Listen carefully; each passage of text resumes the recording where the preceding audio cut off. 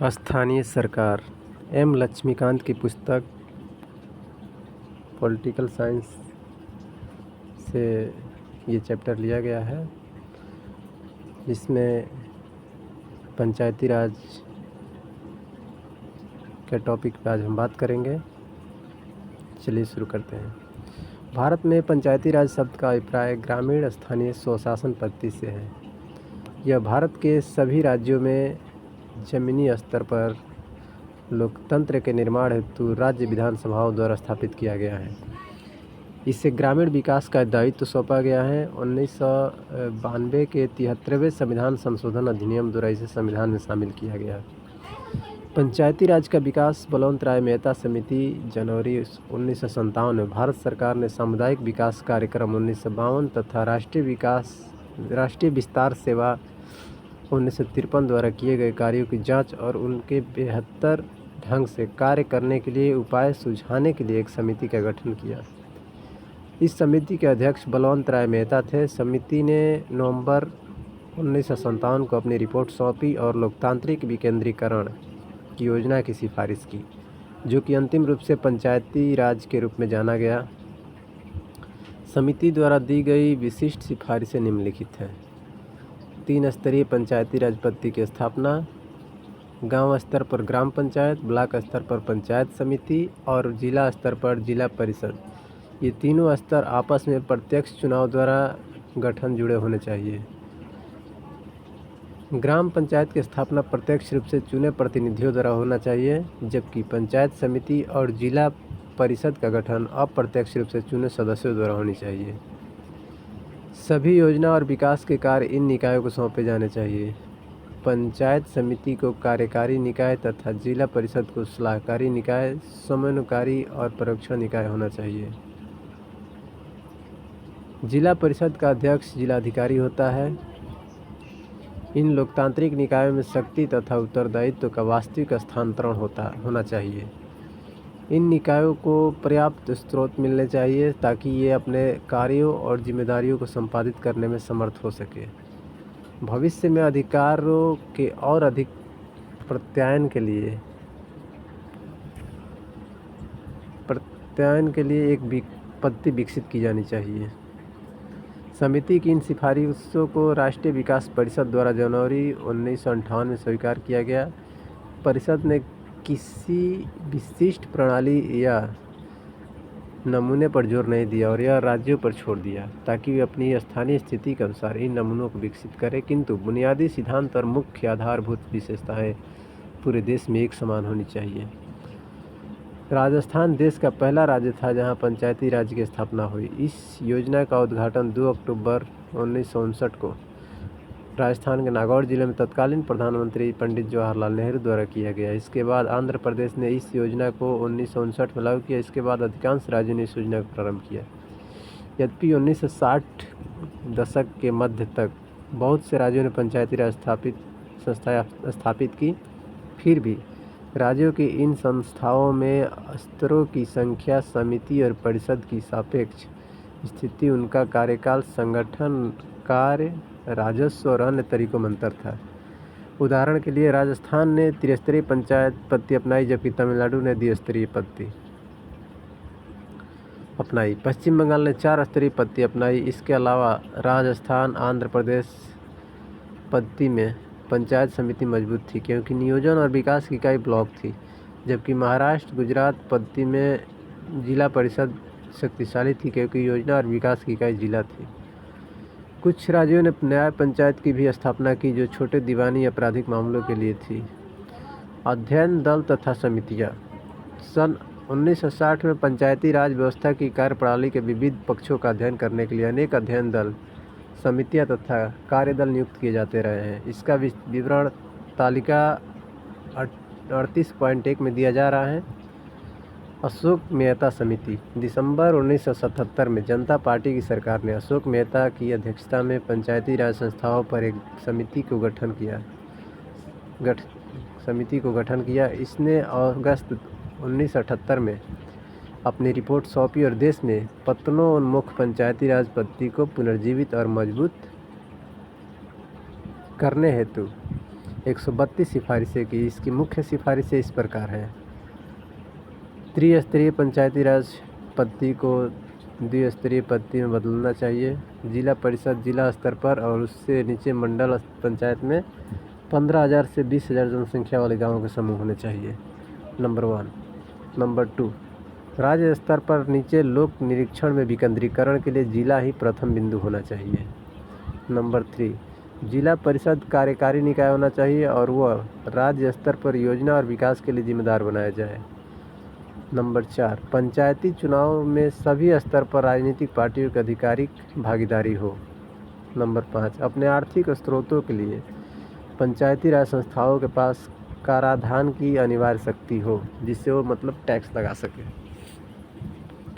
Number 6, जिला स्तर के अभिकरण और विधायकों में से बनी समिति द्वारा संस्था का नियमित सामाजिक लेखा परीक्षण होना चाहिए, ताकि वो ज्ञात हो सके कि सामाजिक एवं आर्थिक रूप से सुभेद्य समूहों के लिए आवंटित राशि उन तक पहुंच रही है अथवा नहीं।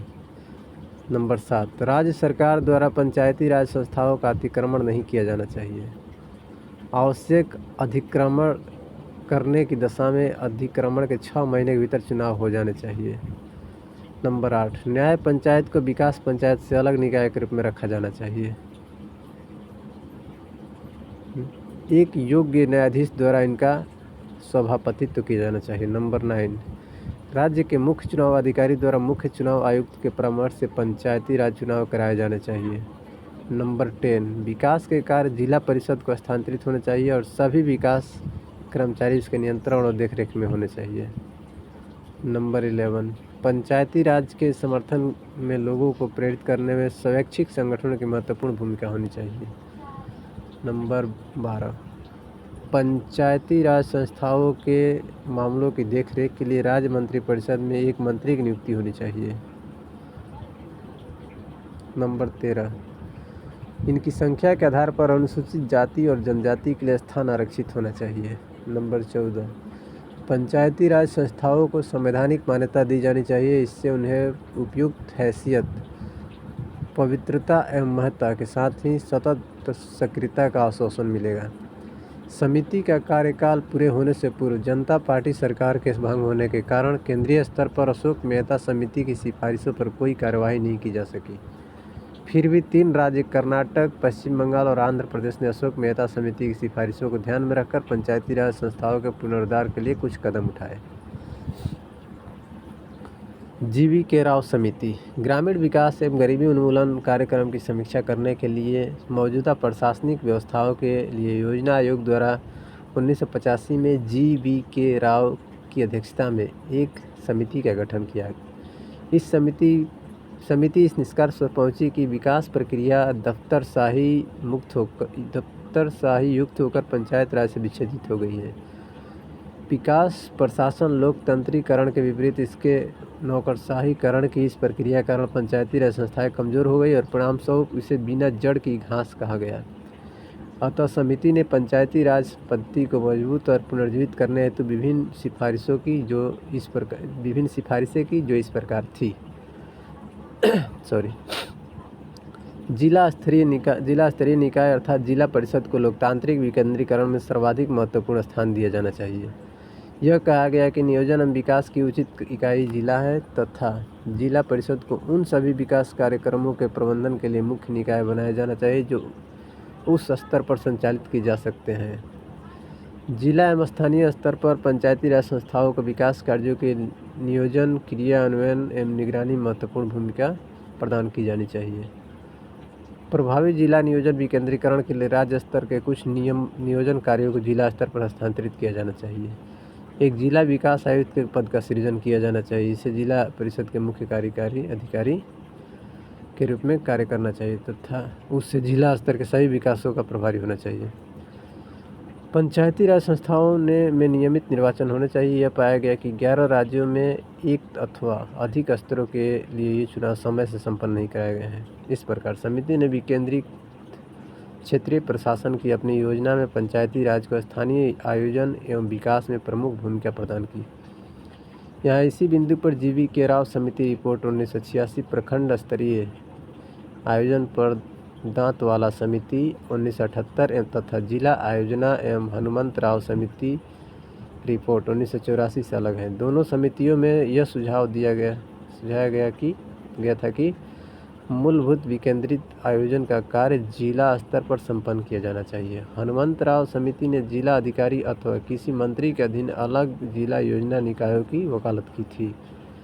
इन दोनों संदर्भों मॉडल्स में जिलाधिकारी की विकेंद्रीकृत आयोजना में महत्वपूर्ण भूमिका बनती है। हालांकि समिति का कहना था कि विकेंद्रित आयोजना की इस प्रक्रिया में पंचायती राज संस्थाओं को भी जोड़ा जाए। समिति ने जिला स्तर पर सभी विकासात्मक एवं आयोजना गतिविधियों के लिए जिलाधिकारी को समन्वयक बनाने की अनुशंसा की। इस प्रकार हनुमंतराव समिति, बलवंत राय मेहता समिति, प्रशासनिक सुधार आयोग, अशोक मेहता समिति तथा अंत में जीवी के राव समिति से भिन्न अनुशंसाएं भी हैं, जिन्होंने एक जिलाधिकारी की विकासात्मक भूमिका को सीमित करने की अनुशंसा की तथा विकासात्मक प्रशासन में पंचायती राज को महत्वपूर्ण भूमिका प्रदान की। एल.एम. सिंघवी समिति 1986 में राजीव गांधी सरकार ने लोकतंत्र व विकास के लिए पंचायती राज संस्थाओं का पुनरुद्धार पर एक अवधारणा पत्र तैयार करने के लिए एक समिति का गठन एल.एम. सिंघवी की अध्यक्षता में किया। इसने निम्न सिफारिशें दी। नंबर 1, पंचायती राज संस्थाओं को संवैधानिक रूप से मान्यता देने और उनके संरक्षण की आवश्यकता है। इस कार्य के लिए भारत के संविधान में एक नया अध्याय जोड़ा जाए। उससे उनकी पहचान और विश्वसनीयता अनुल्लंघनीय होने से महत्वपूर्ण मदद मिलेगी। इसने पंचायती राज विकास के नियमित, स्वतंत्र एवं निष्पक्ष चुनाव कराने के संवैधानिक बंद की सलाह भी दी। नंबर 2, गाँवों के समूह के लिए न्याय पंचायतों की स्थापना की जाए। नंबर 3, ग्राम पंचायतों को ज़्यादा व्यवहार बनाने के लिए गाँवों का पुनर्गठन किया जाना। इसने ग्राम सभा की महत्ता पर भी जोर दिया तथा इसे प्रत्यक्ष लोकतंत्र की मूर्ति बताया। नंबर 4, गांव की पंचायतों को ज़्यादा आर्थिक संसाधन उपलब्ध कराए जाने चाहिए। नंबर 5, पंचायती राज संस्थाओं के चुनाव, उनके विघटन एवं उनके कार्यों से संबंधित जो भी विवाद उत्पन्न होते हैं उनके निस्तारण के लिए न्यायिक अधिकारणों की स्थापना की जानी चाहिए। थुंगन समिति 1988 में संसद की सलाहकार समिति की एक उप समिति पी.के. थुंगन की अध्यक्षता में राजनीतिक और प्रशासनिक ढांचे की जांच करने के उद्देश्य से गठित की गई। इस समिति में पंचायती राज व्यवस्था को मजबूत बनाने के लिए सुझाव दिया। इस समिति ने निम्न अनुशंसाएं की थी। पंचायती राज संस्थाओं को संवैधानिक मान्यता प्राप्त होनी चाहिए। गांव, प्रखंड तथा जिला स्तरों पर त्रिस्तरीय पंचायती राज जिला परिषद को। नंबर 1, पंचायती राज संस्थाओं को संवैधानिक मान्यता प्राप्त होना चाहिए। नंबर 2, गांव, प्रखंड तथा जिला स्तरों पर त्रिस्तरीय पंचायती राज। नंबर 3, जिला परिषद को पंचायती राज व्यवस्था की धुरी होनी चाहिए। इससे जिले में योजना निर्माण एवं विकास की एजेंसी के रूप में कार्य करना चाहिए। नंबर 4, पंचायती राज संस्थाओं का 5 वर्ष का निश्चित कार्यकाल होना चाहिए। नंबर 5, एक संस्था के सुपर सत्र की अधिकतम अवधि 6 माह होनी चाहिए। नंबर 6, राज्य स्तर पर योजना मंत्री की अध्यक्षता में योजना निर्माण तथा समन्वय समिति गठित होनी चाहिए। नंबर 7, पंचायती राज पर केंद्रित विषयों की एक विस्तृत सूची तैयार करनी चाहिए तथा उसे संविधान में समाहित करना चाहिए। नंबर 8, पंचायती राज के 3 स्वरों पर जनसंख्या के हिसाब से आरक्षण होना चाहिए। महिलाओं के लिए भी आरक्षण होना चाहिए। हर राज्य में एक राज्य वित्त आयोग का गठन होना चाहिए। यह आयोग पंचायती राज संस्थाओं को वित्त के वितरण के पात्रता बिंदु तथा विधियां तय करेगा। नंबर 10, जिला परिषद का मुख्य कार्यकारी अधिकारी जिले का कलेक्टर होगा।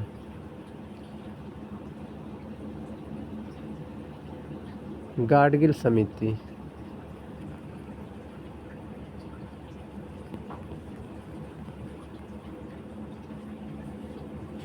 1988 में बी.एन. गाडगिल की अध्यक्षता में एक नीति एवं कार्यक्रम समिति का गठन कांग्रेस पार्टी ने किया था। इस समिति ने इस प्रश्न पर यह विचार करने के लिए कहा गया कि पंचायती राज संस्थाओं को प्रभावकारी कैसे बनाया जा सकता है।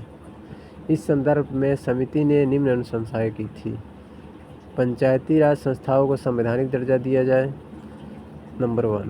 नंबर 2, गांव, प्रखंड तथा जिला स्तर पर त्रिस्तरीय पंचायती राज होना चाहिए। नंबर 3, पंचायती राज संस्थाओं का कार्यकाल 5 वर्ष सुनिश्चित कर दिया जाए।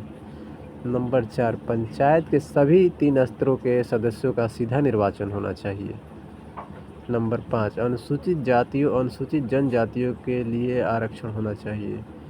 नंबर 6, पंचायती राज संस्थाओं की यह जिम्मेदारी होगी कि वे पंचायत क्षेत्र के सामाजिक आर्थिक विकास के लिए योजनाएं बनाएंगे तथा उन्हें कार्यान्वित करेंगे। नंबर 7, पंचायती राज संस्थाओं को कर, टैक्सेस तथा ड्यूटीज लगाने, वसूलने तथा जमा करने का अधिकार होगा। नंबर 8, एक राज्य वित्त आयोग की स्थापना हो जो पंचायतों को वित्त का आवंटन करे। नंबर 9, एक राज्य चुनाव आयोग की स्थापना हो जो पंचायतों के चुनाव संपन्न करवाए। कारगिल समिति की अनुशंसा एक संशोधन विधेयक के निर्माण का आधार बनी। इस विधेयक का लक्ष्य था पंचायती राज संस्थाओं को संवैधानिक दर्जा तथा सुरक्षा देना। आज का सेशन यही समाप्त करते हैं।